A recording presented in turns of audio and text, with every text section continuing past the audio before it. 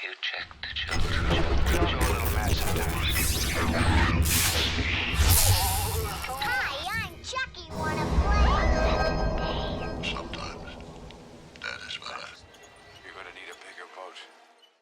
What's up, everyone? Welcome back to the Horror Show. I'm Cecil, Laird, and today I'm here to review a brand new VOD release that is starring Megan Fox called Subservience.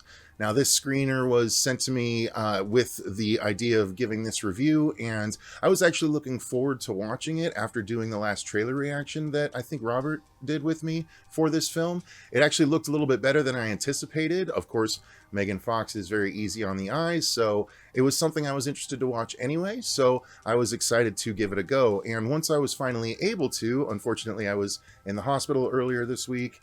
Everything's fine. I'm on the recovery right now, but that's why this review is going up a couple days later than I would have liked, because I didn't get a chance to watch it until just earlier today.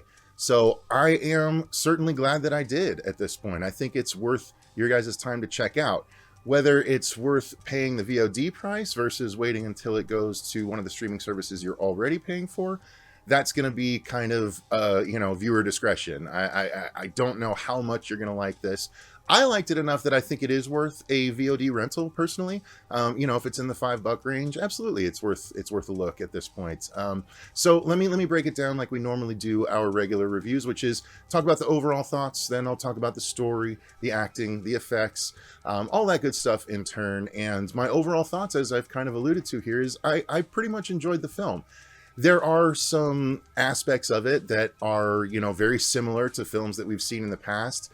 But it did kind of, I wouldn't say its own unique thing, but it was unique enough in its presentation that I wasn't like, oh, that's just from this, that's just from this, that's just from this. Some of the general ideas are kind of similar to other films, namely, it is kind of a M3GAN from Blumhouse mixed with The Hand That Rocks the Cradle from the 90s, I believe, which is maybe even late 80s. It's one of my all-time favorite thrillers, actually. I watched it a lot growing up, and it's, a homewrecker thriller kind of thing, and that's similar to the story here, where essentially we have a family that is rocked by a heart condition.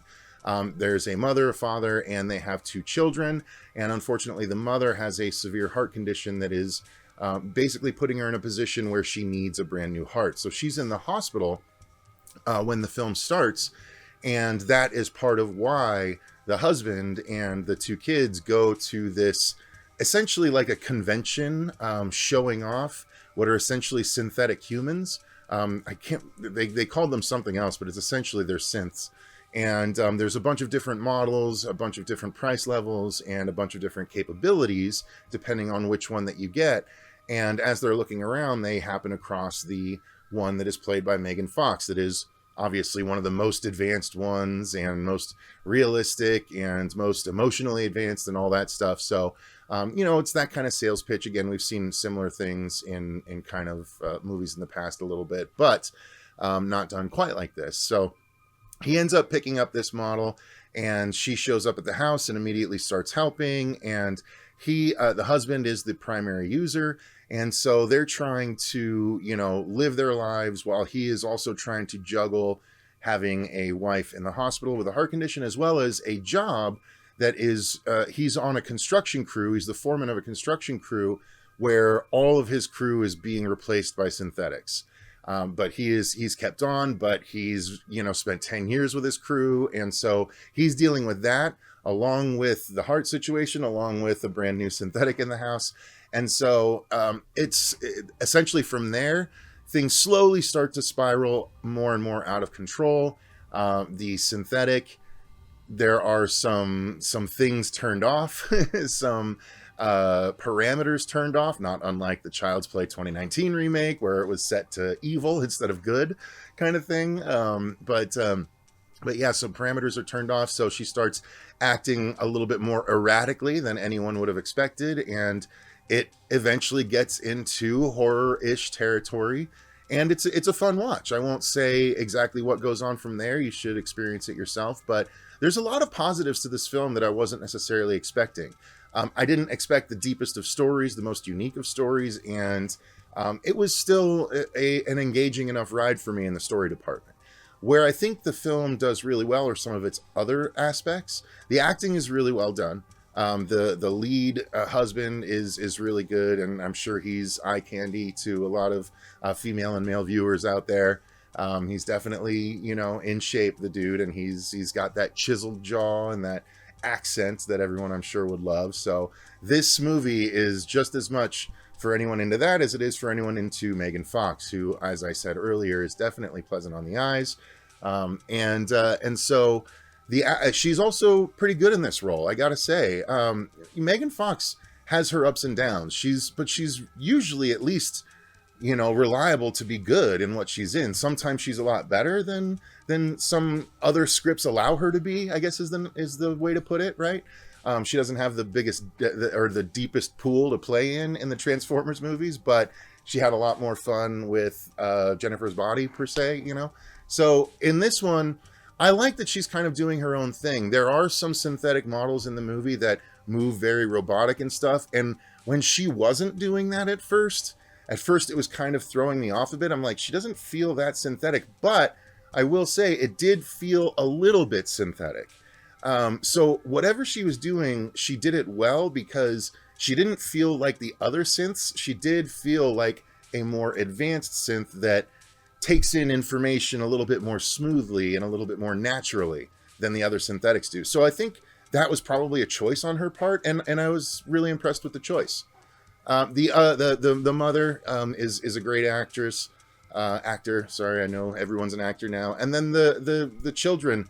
There's you know, a young baby boy, and he's great. But obviously the little girl, who's a little bit older, has a little bit more grip on, you know, that she's acting and stuff like that. She was great. So I actually quite like the acting in this one. There's a friend character to the husband that is kind of a little bit predictably over the top, but still played the role well. So I think acting was strong. I think where I started to enjoyed the film more than those aspects, though, is the actual filmmaking. It's very well done. The cinematography is accomplished, and it's used well to tell the story, coupled with the editing. I thought the editing on the film was really good, especially considering they had to portray Megan Fox's synthetic as being super strong at times and doing some action at times that could look weird. You have, you know, what is essentially a pretty slight woman, who's gorgeous, but she's very small, doing things that she could not do with the strength that she could have at that size. And so they have to be creative with the editing, especially in the action moments. And I thought they did a really great job with it. I was like, wow, that looked like she actually was throwing the dude and stuff like that, you know? So it was cool. I thought they did a good job with that. And the visuals, the storytelling was well done as well. I felt the score and the sound design was cool, because I did like how sometimes there was, you know, dialogue over the speaker, you know, that sounded computerized in moments for reasons and stuff like that. So I actually quite liked the sound design and the way they did all of that. The score, it was fine. I can't really say that anything in particular stood out to me score-wise. That's not to say it's bad. It's just that it fit the movie. It didn't stand out as like, I wasn't like, oh, that's a really cool song or anything like that. Maybe because I was focused on what I was seeing, but still, it wasn't a bad score by any stretch. So the other part is the effects. This actually kind of surprised me. For a straight-to-VOD film, they must have had at least somewhat of a budget here, because the effects were really quite good, I thought. There was some practical stuff mixed with CG, specifically, and you see in a particular portion of the ad, and there's a particular screenshot of the film that is on Google, if you Google the film, where she's got some damage to her cheek, and the electrics and the servos and the lighting and everything underneath, like, it had to be done the way they did Freddy from 2011 or 2010, where they did green screen on her face and then they just replaced it, and it looked great. Like, it looked really, really cool. So I was really impressed with that, and the other effects throughout. Lots of actually, you know, practical effects at points that I wasn't expecting, and I was like, oh, cool, you know, I'm digging that. So I enjoyed this film. You know, I don't want to go too much further because I don't want to spoil it. I think it's worth your guys' time and money. So yeah, check out Subservience. I think it's very much worth your time. It's enjoyable. It's, again, not altogether unique. It's a mishmash of things that we've seen in the past, but it does it all. It does it all well, mashing it all together. So I feel like it's something that you guys will enjoy. So make sure you give it a chance if you are interested in what I've just described. Thank you guys very much for watching. Thank you to all of our patrons for supporting the channel the way that you do. We greatly appreciate it. Until next time, though, I've been Cecil Laird, and remember, stay scared.